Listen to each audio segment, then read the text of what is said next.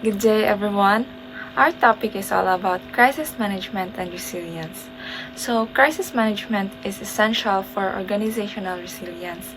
It involves strategies and training that help organizations prepare for, respond to, and recover from crisis. So, ang crisis management kay kanang important siya sa an organization kay gatabangan niya ang organization na mag-bounce back if ever nga na ay mga kanang crisis na mag challenge sa ilaha.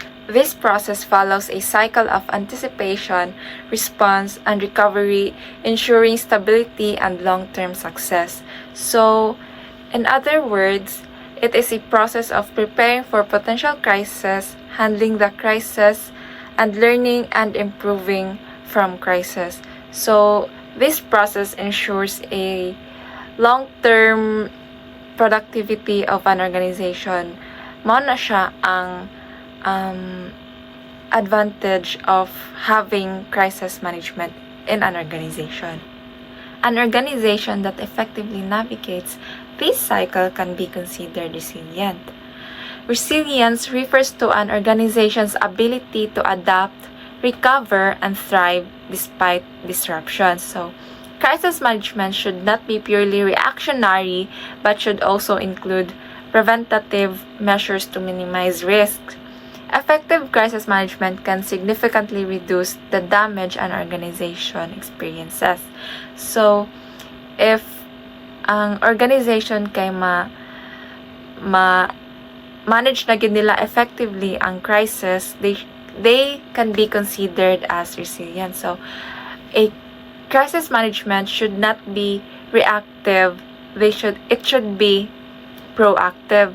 So, that includes preventative measures na magpa-minimize the risk aron dili maglisod later on ang organization sa pag-handle sa crisis. Crisis management versus risk management. According to HIAS 2022, crisis management differs from risk management.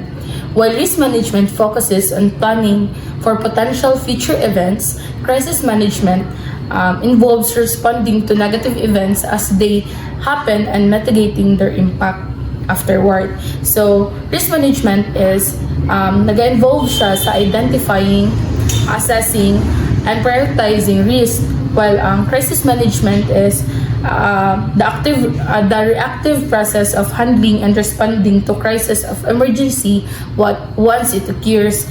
In short, risk management is about preparing for potential problem before they happen, while crisis management is about responding effectively when a crisis occurs.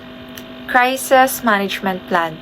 So, according to Porot, organizations must develop a solid crisis management plan, which includes 3 key stages. So, first is the pre-crisis, which is planning and prevention. Second is crisis response, which is taking action. And then the last one is the post-crisis, which is learning and improving.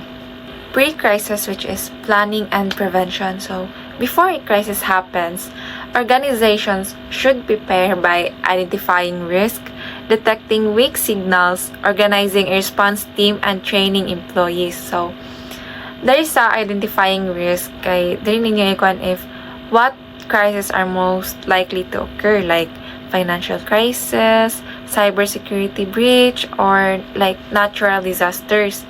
And sa detecting weak signals kay dili ninyo ikuan i-monitor sa organization ang like mga signs, early signs of having a crisis, like kanang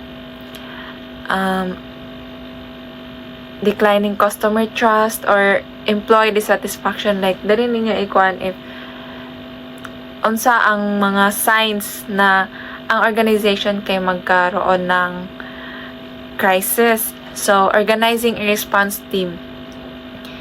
So, dari sa organizing a response team kay dari kuan sa organizations if kinsa na specific nga team ang mag-handle sa specific na crisis. last is training employees. So diri kanang i-train sa organizations ilang employees to know how to respond effectively sa crisis.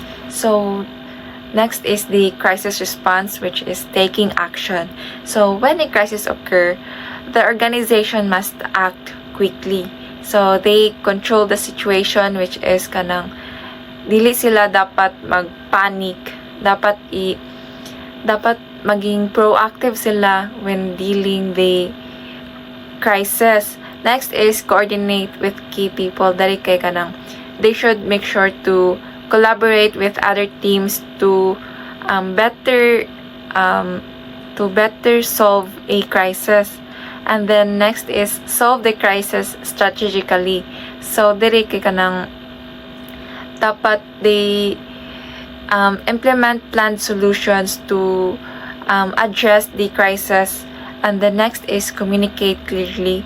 So here is kanang dapat ang organizations kanang mag-communicate sila clearly para dili mag-cause og confusion sa unsay dapat himuon when dealing with crisis. And so next is to track progress. So dili is i-track nila if kanang ni work ba ang mga strategies na ilahang gi-implement to deal with the crisis. And lastly is the learning and improving, which is the pro-crisis. So after the crisis is over, organizations should support employees, analyze what worked, adapt to new challenges, and then test updated plans. So sa support employees is kanang an organization should not care of their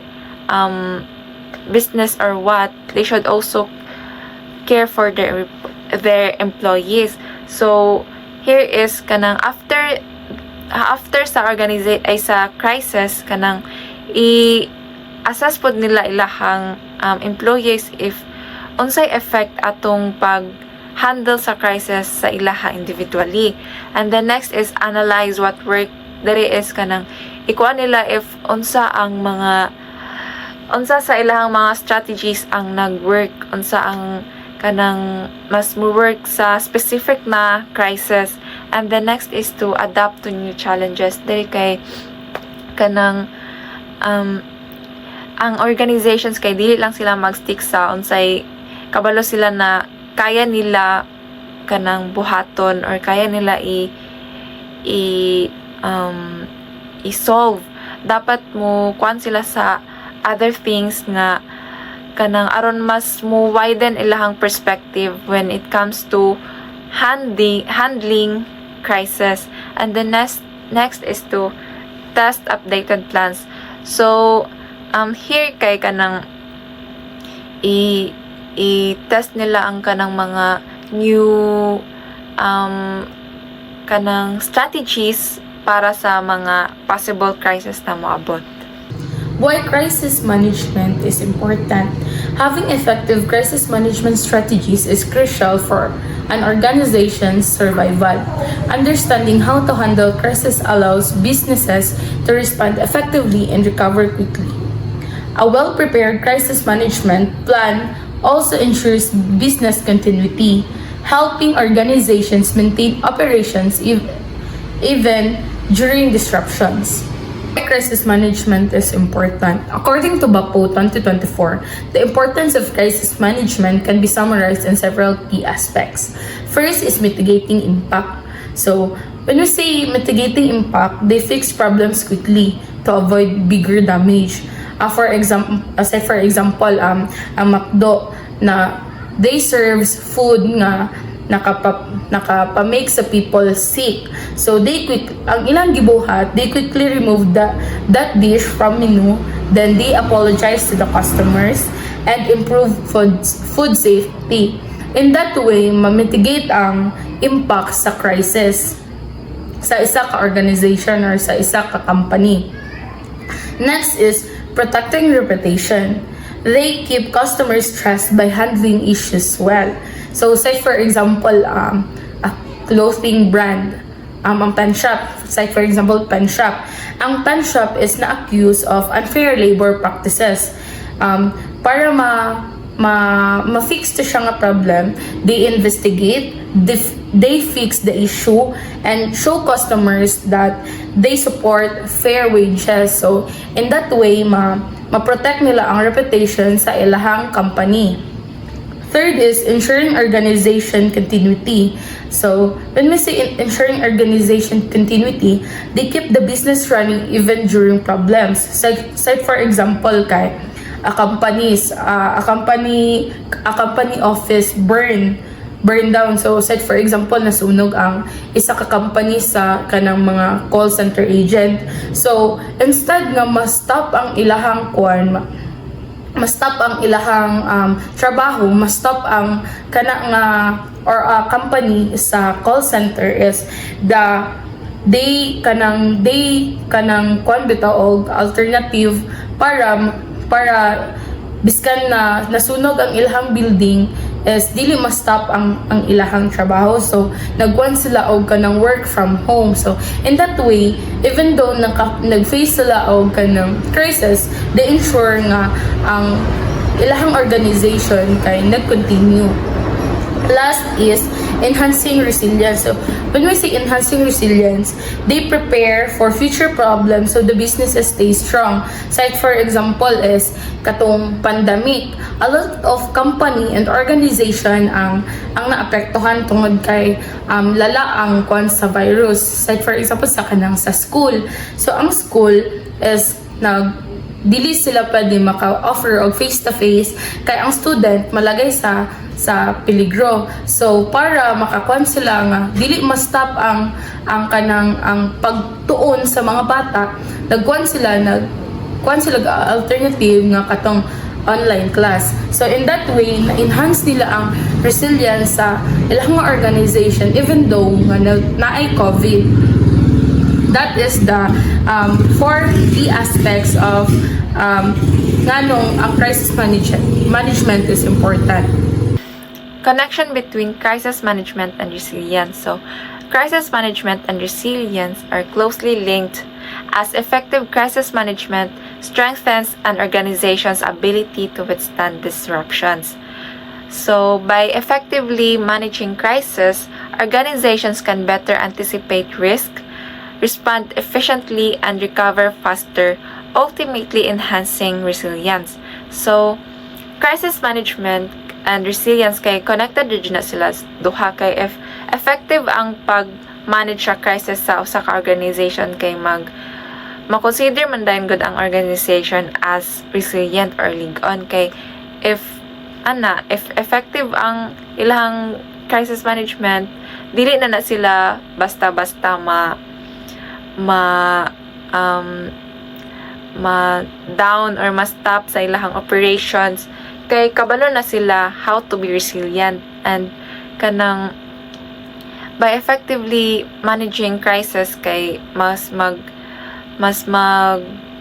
work ang organization ba, like mas anticipate nila ang risk, like mas ma-predict nila ang mga risk, and then they know how to recover na faster, ultimately enhancing their resilience. To conclude our report, crisis management is important because it helps organizations prepare for and handle unexpected problems. So it is not just about reacting to disasters, but also about planning ahead to reduce damage and recover quickly. So a good crisis management plan follows the 3 main stages, which is number 1, the pre-crisis. This is where the organizations should identify risks, train employees, and have a plan in place. And number 2 is crisis response. This is where the crisis happens and the organizations must act fast, control the situation, and communicate clearly. So site for example is katong ad ni Kendall Jenner sa Pepsi. So ang concept nila ato is like ni hawa si Kendall Jenner sa shoot kibali kay para mo join atong protestante sa unahan, tapos and then like kibali mo iyang gi-resolve ang tension between sa protestante o sa police by offering sa katong Pepsi nga iyang gidala gi-offer niya sa mga officers. So they fix that issue by apologizing and removing the ad immediately after like naka-receive sila a lot of like hate comments. Third one is the post-crisis. So after the crisis, organizations should analyze what went wrong and improve their plans for the future. So a good crisis management makes an organization stronger and more resilient as it allows them to adapt to challenges, improve their response strategies, and continue growing even after facing difficulties. So in a world where kanang unexpected events kay pwede man gyud nahitabo at any time, so being prepared is very important. And also, organizations nga naga-invest sa crisis management are more likely nga ma-survive gyud nila ang like mga tough situations and would even come back stronger kay learning from past crisis also helps them improve man and making sure they are ready for whatever comes next. And that sums up our report.